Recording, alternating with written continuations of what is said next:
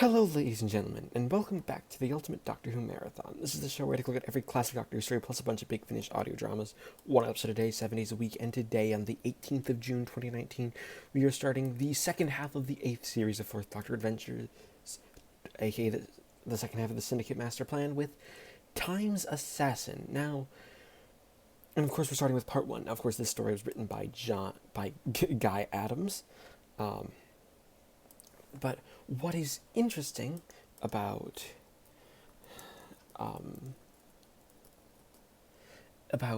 Time's Assassin is that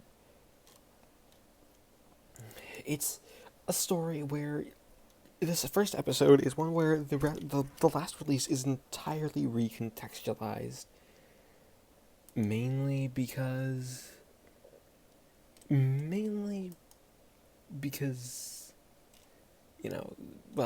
because the Doctor, you figures out that Zephon. Well, one, the big reveal of Zephon. It's not the same character. It's the son of the character, which is a very Terry Nation style sort of script. It's that is most definitely something that Terry Nation would do, and having Terry Nation's name on the script, like, that really makes you feel like, yeah, this is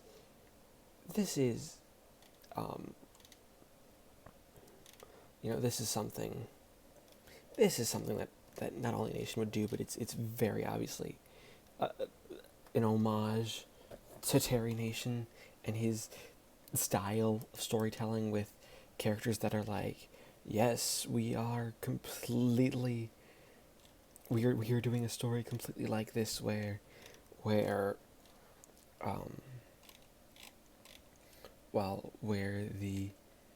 characters, come together, and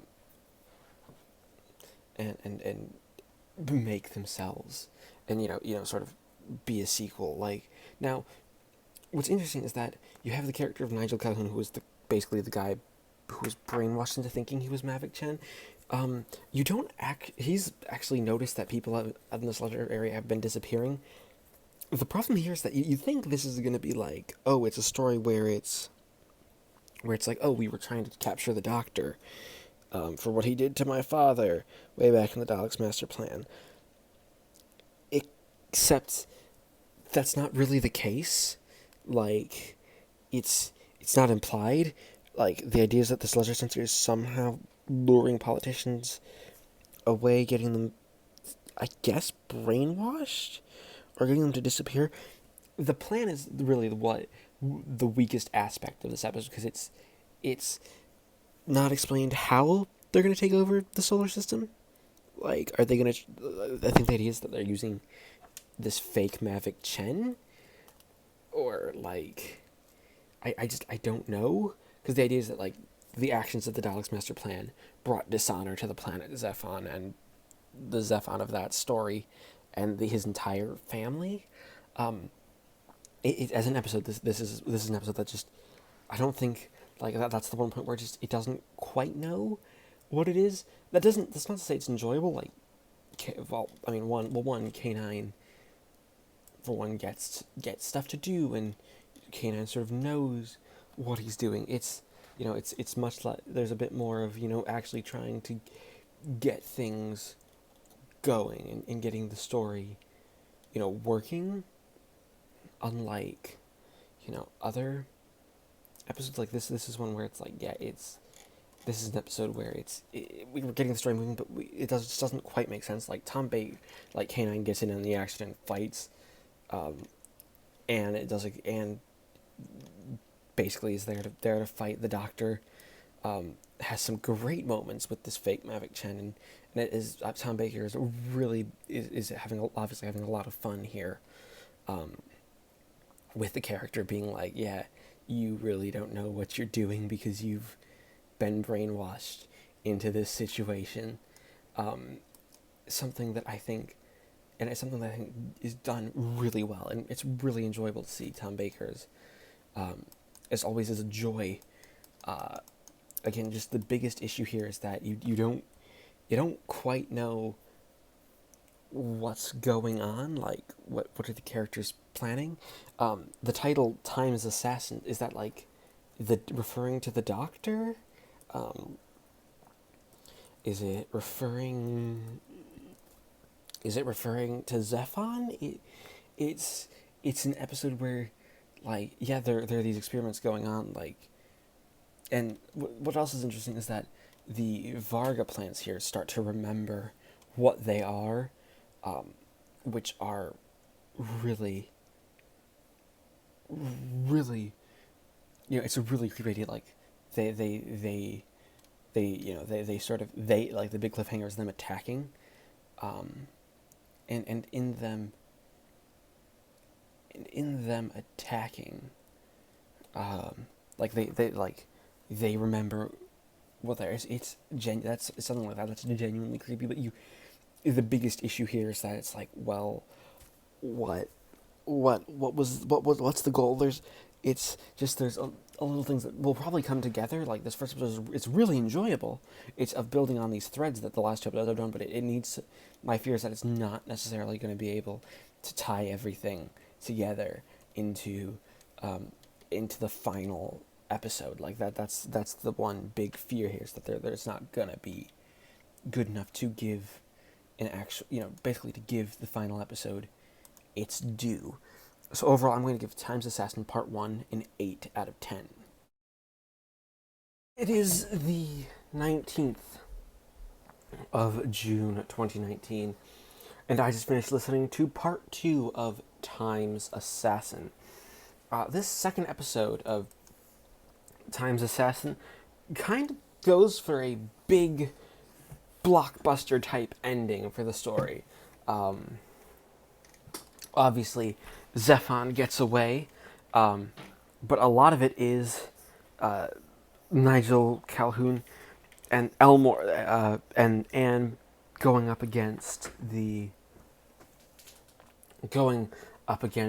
experiments of Elmore, the sort of the chief scientist under Zephon. Like, he's been a character that I haven't discussed at all because he hasn't done anything of note, but the idea is that he's been doing experiments. Like, there's someone described with a chainsaw for a face, which honestly, so basically we're working off the logic of, does it look cool?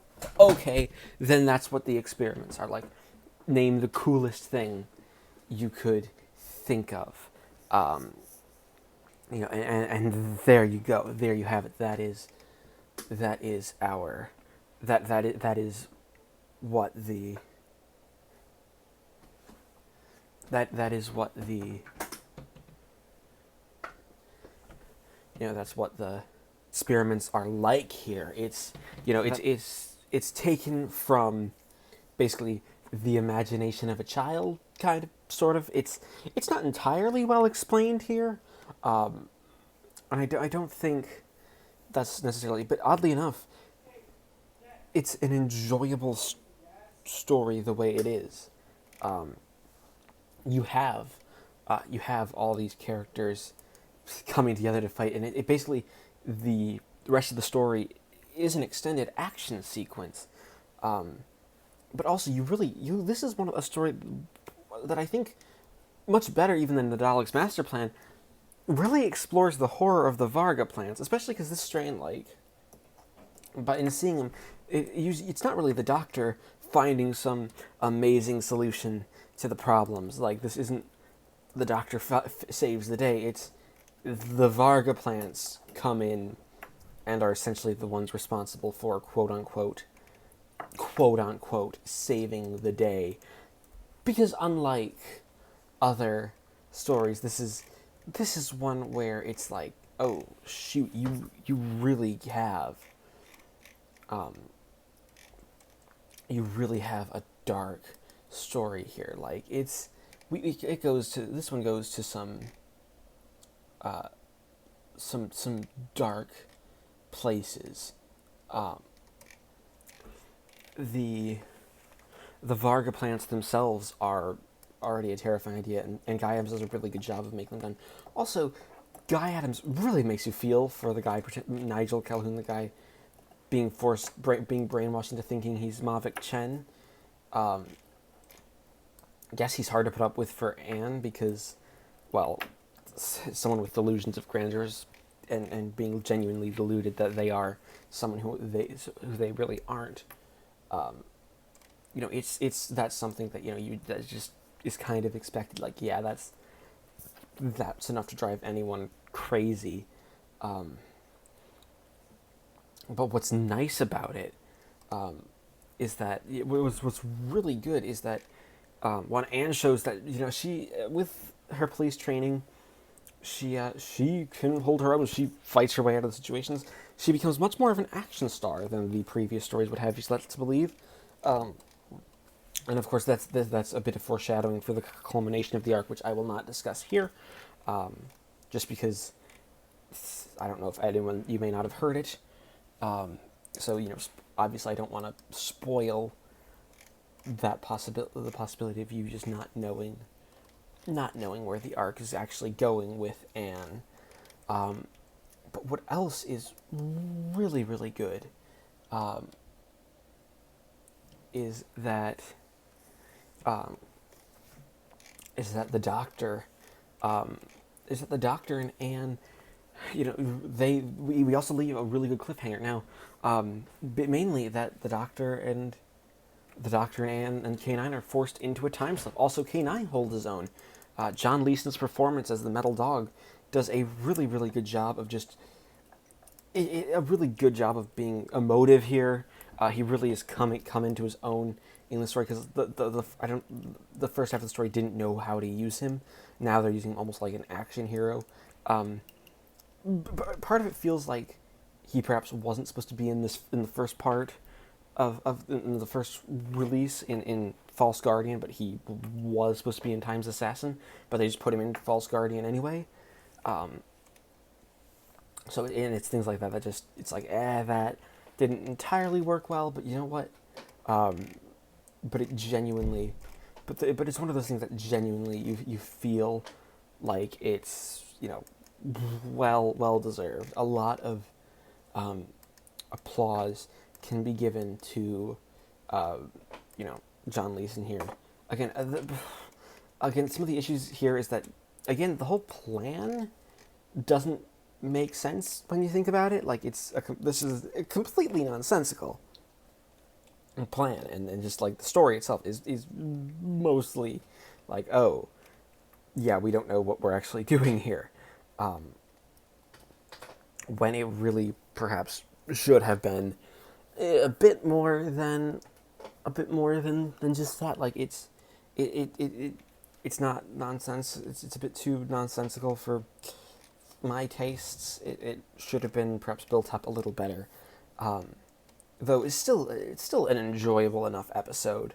It's still good. I wouldn't, if someone really enjoyed this one, it wouldn't be a surprise because it's a lot of it's done through the characters. Like Zephon, somehow they're an aquatic species, even though and it's also, as a villain, they're really good at doing they're really good at doing comic relief, and things like that do give a lot of solid, solid conclusions. So overall, I'm going to give Time's Assassin Part 2 a 7 out of 10. That being said, we add up the two episodes and average them out to give Time's Assassin a final score of 7.5 out of 10. Thank you, everybody, for watching this installment of the Ultimate Doctor Who Marathon. As always, please feel free to leave a like and subscribe if you haven't already. And feel free to comment your opinions on this story. I always like to hear from my audience. If you agree with my score, what do you think of this? Is it good? And of course, join me next time when we take a look at the penultimate story in the 8th series of Fourth Doctor Adventures, Fever Island.